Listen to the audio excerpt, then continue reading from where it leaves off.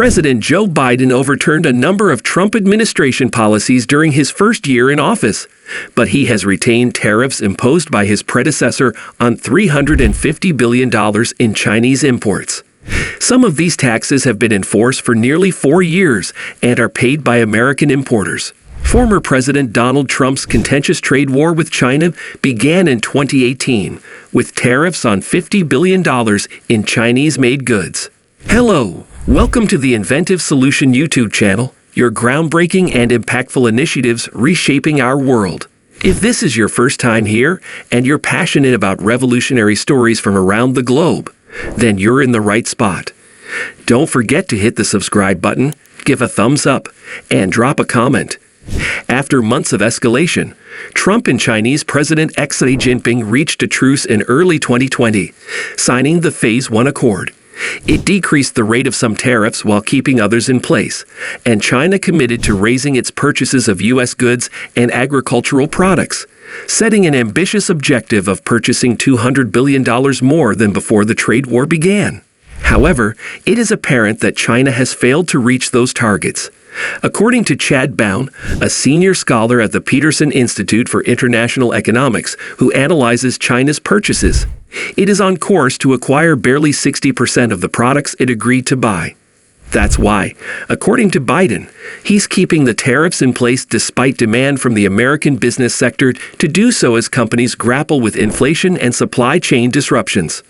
According to U.S. Customs and Border Protection, U.S. importers have paid approximately $123 billion to cover the cost of China's tariffs since 2018. It's uncertain, Biden said at a news conference last week when asked if it's time to start lifting some tariffs. I'd like to be in a position where I can say they're meeting their commitments, or at least some of them, and be able to lift some of it, he continued. But we're still not there. As part of the terms of the deal, China committed to increasing the amount of agricultural products and other commodities that it purchases from the United States. China also promised to spend a predetermined amount of money on particular product categories over the course of the next 2 years. Even at the time the agreement was struck, many people were skeptical that China would be able to live up to its end of the bargain. Just a few weeks after the deal was signed, the COVID-19 epidemic disrupted global trade, making it significantly more difficult for Beijing to achieve its goals. Although China is importing more from the United States than it was before the tariffs were placed, it has not met the obligations that it had agreed to. Things like aircraft and vehicles built in the United States have not yet returned to the levels they were at before the trade war. As a result of China's increased purchases of soybeans, wheat, and corn, the country is getting closer to fulfilling its commitment to buy agricultural products from the United States. In 2018, there was a nearly complete cessation of these exports. On the other hand, the Phase 1 Accord makes no mention of any sanctions that might occur in the event that China does not fulfill its targets. It will be up to Biden to determine whether or not to continue enforcing the tariffs. A wide variety of goods made in China, such as baseball hats, bags, bicycles, televisions, and footwear, were subjected to tariffs that were imposed by the United States.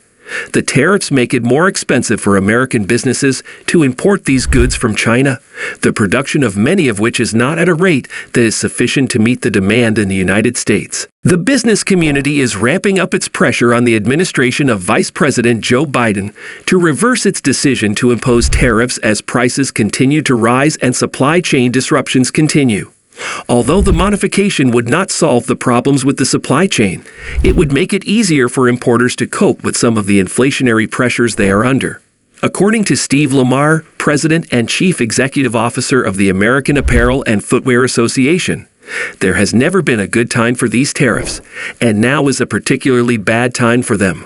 Lamar added that the new year is really a continuation of the worst of the problems we've seen, noting that supply chain disruptions are still causing shipping delays, that some holiday goods have yet to arrive on store shelves, and that the Omicron variant of the coronavirus has temporarily closed some factories and retail stores. The new year is really a continuation of the worst of the problems we've seen, Lamar said. At the start of his presidency, Biden focused heavily on domestic issues, successfully advancing an economic epidemic relief bill, and later, an infrastructure investment package through Congress. However, the Biden administration made some trade policy reforms in October. It achieved an agreement with the European Union to lift Trump-era aluminum and steel restrictions. As part of the agreement, the EU agreed to remove retaliatory duties on American items such as Harley-Davidson motorcycles and Kentucky bourbon.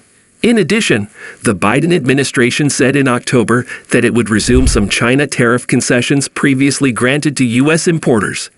The application procedure for reinstatement of expired waivers began in the fall, but the requests are still being reviewed. The Trump administration granted almost 2,000 exclusions, but only 549 are eligible for another extension. Meanwhile, Congress extended the life of two long-standing trade programs until the end of 2020, thereby hiking duties on a variety of items from other countries. Legislation to renew the programs has been introduced, but it has yet to pass both chambers of Congress. Treasury Secretary Janet L. Yellen recently said that tariffs from the U.S.-China trade conflict hurt American consumers, despite the fact that the negotiations really didn't address in many ways the fundamental problems we have with China. Tariffs on Chinese exports to the United States increased sixfold between 2018 and 2020, yet tariffs failed to separate the two economies. As the Biden administration performs a full review of China trade policy and considers new tariffs, our research can help explain if existing levies meet their policy goal. Tariffs raise the cost of conducting business abroad by making imported items more expensive.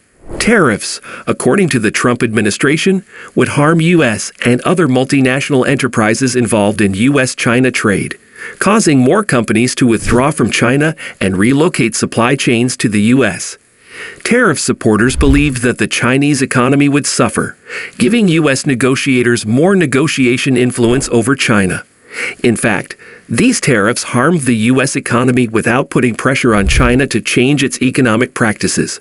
We developed a new data collection on foreign invested firms registered in China in a recent working paper to identify multinationals that choose to divest each year.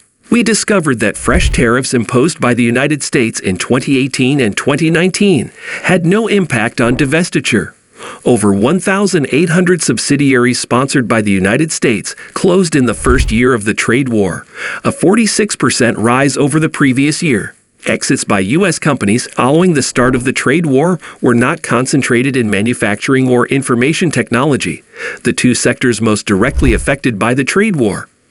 We estimate that tariffs accounted for less than 1% of the rise in U.S. firm departures over this time. Furthermore, corporations in the United States were no more likely to divest than firms in Europe or Asia. Instead, the ability of the corporation to mitigate political risk drove company exits. Larger and older international corporations were far less likely to leave China when the trade war began. These findings may surprise legislators, but they are entirely consistent with recent research describing how tariffs are passed on to U.S. consumers. Rather than leaving China or seeking new suppliers, American companies simply raised their prices for their customers. According to survey results, large U.S. corporations remain positive about the Chinese market and intend to grow their investments there. Most of these companies are already in China for China. Those that are subject to tariffs use workarounds such as the first sale rule or pass on costs to suppliers. If U.S. multinationals aren't fleeing China, are they putting pressure on the U.S. government for tariff relief, as the Chinese government hoped?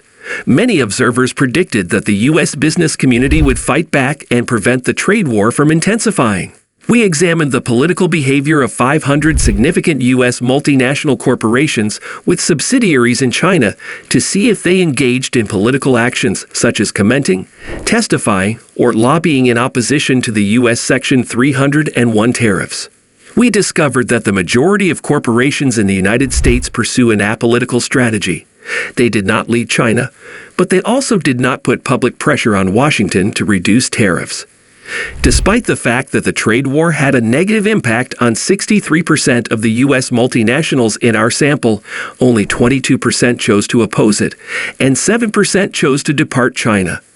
The majority, 65%, did neither.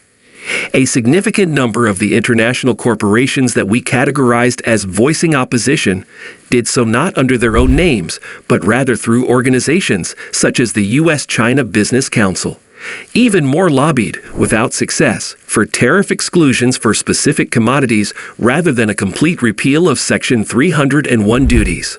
According to our research, firms in the United States aren't avoiding investments in China as much as politicians in those countries would like, nor are they opposing tariffs as strongly as Chinese leaders would like them to. Instead of responding to rising business costs by cutting expenditures elsewhere, multinational firms responded by passing tariff charges on to their customers. Customers in the United States, on an individual level, pay higher prices for Chinese imports. It was more likely for smaller enterprises and companies that were relatively new to China to leave the country. Companies that have been operating in China for longer and have larger subsidiaries there incur greater sunk costs if they leave the country totally. As a result, these companies are more likely to keep their business there. This finding is consistent with anecdotes about small businesses in the United States that during the course of the trade war were unable to find alternative suppliers or afford expensive lobbyists. The imposition of higher tariffs on raw materials imported from China made life more challenging for certain small businesses, particularly those that lacked the bargaining power to pass these costs on to their clients and the administrative capacity to oversee them. Despite the growing political animosity between Beijing and Washington, as well as the mounting economic cost of tariffs, Chinese and American businesses continue to be deeply entwined in one another's financial, manufacturing, and knowledge networks. In spite of the ongoing trade war, the amount of money that was invested in China from outside sources climbed by 4.5% in 2020, reaching a new high of $144.37 billion. There is very little evidence to suggest that multinational firms based in the United States have accepted the idea of decoupling from China. The United States has spent the better part of the past 5 years working to lessen its reliance on China for the purchase of computer chips, solar panels, and other types of consumer goods. This effort comes in response to growing concerns regarding China's potential for national security breaches, its track record regarding human rights, and its leadership position in key industries. But even if governments and corporate leaders are looking for methods to break links with China, a growing body of research reveals that the world's greatest economies remain inextricably intertwined. This is because Chinese products make their way to the United States of America through other countries. New economic papers that are still to be published raise questions about whether or not the United States has genuinely reduced its reliance on China, as well as what a recent reshuffling of trade connections implies for the economy of the world as a whole and for consumers in the United States. That's a wrap on the video. I hope you liked it. If you did, let me know by giving it a thumbs up, and do not forget to subscribe. Thanks for watching. See you next time.